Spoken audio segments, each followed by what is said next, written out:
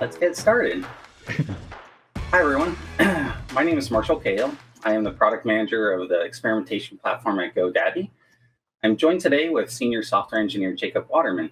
Thanks for letting us share with you our journey at GoDaddy to be an experimentation-driven company. I will first give you an overview of GoDaddy and the value we bring to the world. I will then give you a brief view into our journey to be an experimentation-first culture.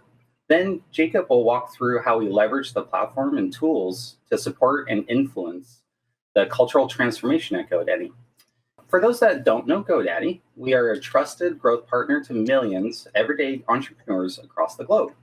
Our mission is to empower our worldwide community of 20 plus million customers and entrepreneurs everywhere by giving them all the help and tools they need to grow online. We have 14 offices across the globe. We empower 20 plus million everyday entrepreneurs, and our customers trust us with 80 plus million domain names. At GoDaddy, we believe experimentation culture is as important as releasing high quality code to our customers. It's important to track our rate of experimentation it's so important, that we track our rate of experimentation as a company goal. In our last quarterly earnings call, our CEO, Aman Bhutani, spoke about how our experimentation culture is evolving at GoDaddy. Our journey to transform GoDaddy to a test and learn culture has been a great learning experience. Most of all, we have learned that building and fostering an experimentation culture takes time and patience.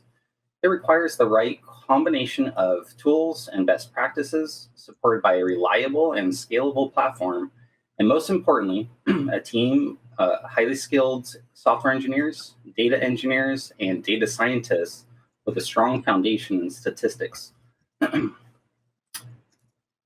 Ultimately, we set off on this journey because we believe velocity is key to winning in a competitive industry. In order to start the journey and begin the cultural transformation, we want to entice teams at GoDaddy to apply statistical analysis to controlled experiments to draw the strongest conclusions on their observations.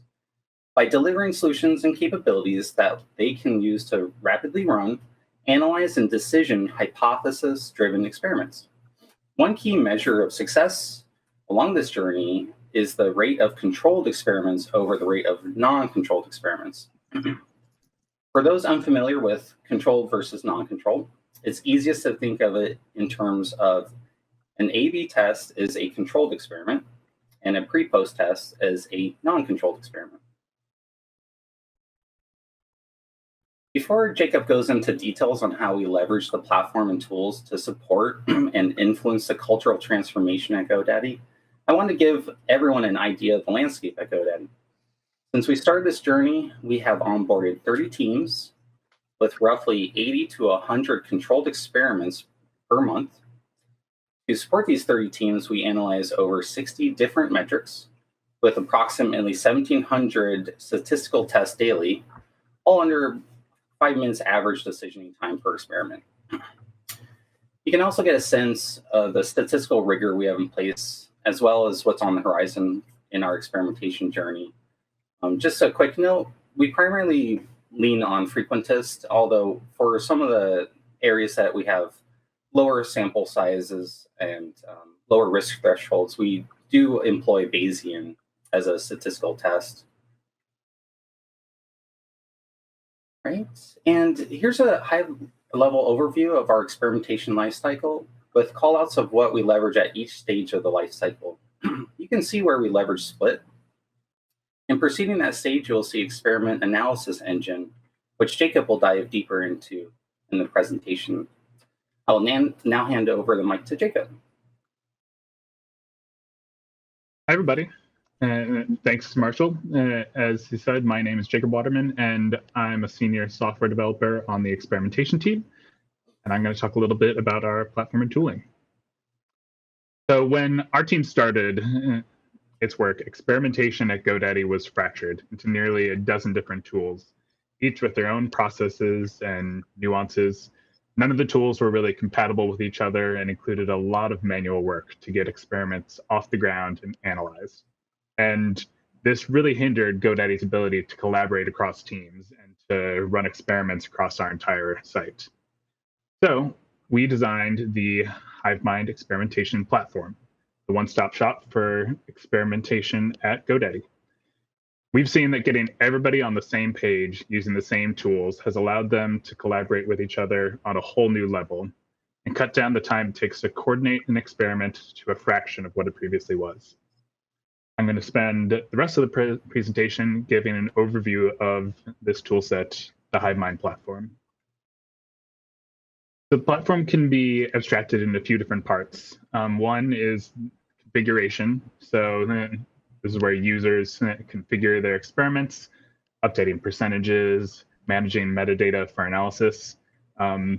Most everybody probably knows this as the Split.io split interface. Using Split.io has allowed us to quickly ramp up our experimentation platform and to provide a high quality experience for our users managing experiments right out of the gate.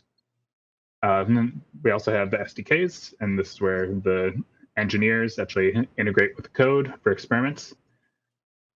And then we also have our HiveMind Analytics service, which is a Python build pipeline that calculates experiment results daily using tested and peer-reviewed metrics. I'm going to talk and dive in a little bit more on the SDKs. So the SDKs were built in order to make onboarding and maintaining experiments as easy as possible. We have them in a variety of languages, and they wrap the Split.io SDKs and also have additional features built on top of that to suit some of our needs.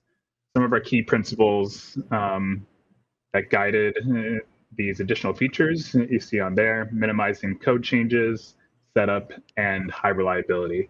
Some of the features that we implemented to do this is event logging to our own pipeline, getting splits based on certain metadata in treatment configurations to reduce the need to constantly update splits in code, and automatically retrieving keys, common attributes like a user's market, and integrating directly with our own internal frameworks.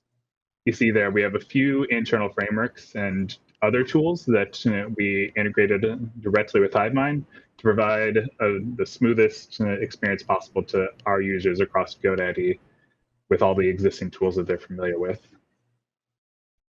And an example of how much simplicity we strive for is right here. This is all the code and configuration necessary for using HiveMind in code with our Gasket framework, which is a front-end framework built on React and Next.js.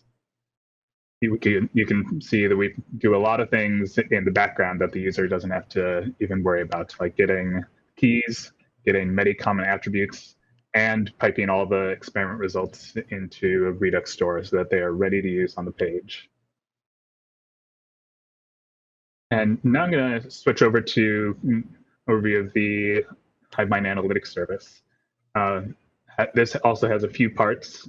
The service that in Python, running queries in Spark and Hive, partially running on-prem for us and partially running on AWS EMR. We have report templates that our users across many different teams configure the metrics for their experiments, specifying what their decision metric is, which ones are the top ones that they're looking for. And then there's the actual metrics. So these are queries in code that we unit test and peer review across business and our data scientists, as well as engineers, to provide results that can be trusted across the entire company. A little deeper dive into the analysis part. Starting on the left, the HiveMind Analytics pipeline gathers experiments and experiment impression events to calculate all the users that are exposed to the experiments. Then the pipeline joins that data with our internal data sources, such as orders, renewals, page click events, page exit rates, and then finally aggregates all the data into metrics specified on the templates and runs statistical analysis to determine winning cohorts, statistical significance, etc. There's a little high-level view of what an experiment report looks like. The experimenters are notified in Slack when new reports are published, and the reports are currently published to GitHub for easy historical access and posterity. Closer look at the experiments in a simple case. You can see on the right, we have an example of Bayesian analysis, probably for a low traffic experiment. And we offer many different forms of statistical analysis, as Marshall said before, to ensure that teams can make a confident decision for the results of their experiment. And that's kind of in summary, the journey we've been on. It's a continual journey that we're still leveraging a lot of peer-to-peer encouragement and trying to identify areas where people are still running non-controlled. And like I said, big measure of success to us is getting at scale a large chunk of our teams running control experiments using scientific rigor to make the best decisions and with high confidence as much as possible. So thanks again for your time today, and hope to continue the conversation over on Slack. Thanks again. Thank you.